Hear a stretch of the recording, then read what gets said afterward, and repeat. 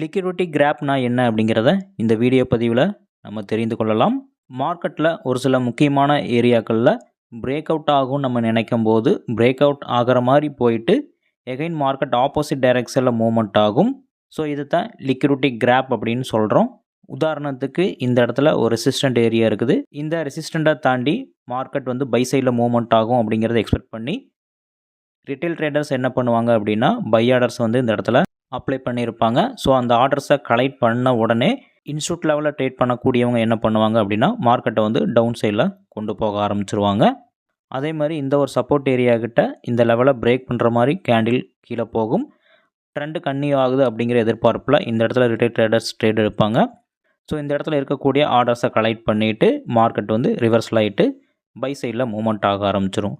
So இந்த மாதிரி retail ட்ரேடர்ஸோட pending orders and stop loss ஆர்டர்லாம் எங்கே இருக்குது அப்படின்றத ஐடென்டிஃபை பண்ணி அந்த ஆர்டர்ஸை கலெக்ட் பண்ணிவிட்டு இன்ஸ்டியூட் லெவலில் ட்ரேட் பண்ணக்கூடியவங்க ஆப்போசிட் டைரெக்ஷனில் மார்க்கெட்டுக்கு கொண்டு போவாங்க.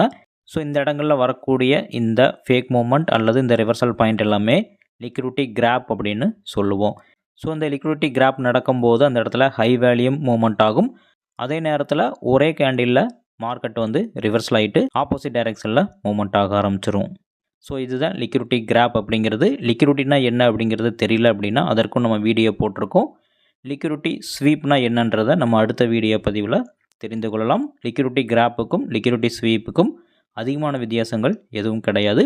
எஸ்எம்சி கான்செப்டில் நீங்கள் முழுமையாக கற்றுக்கணும் அப்படின்னா இந்த மாதிரி சின்ன சின்ன சப்ஜெக்ட்லாம் கூட தெளிவாக தெரிஞ்சுக்கிறது ரொம்பவுமே அவசியம்.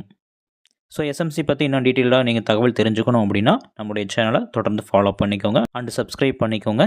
தேங்க்யூ.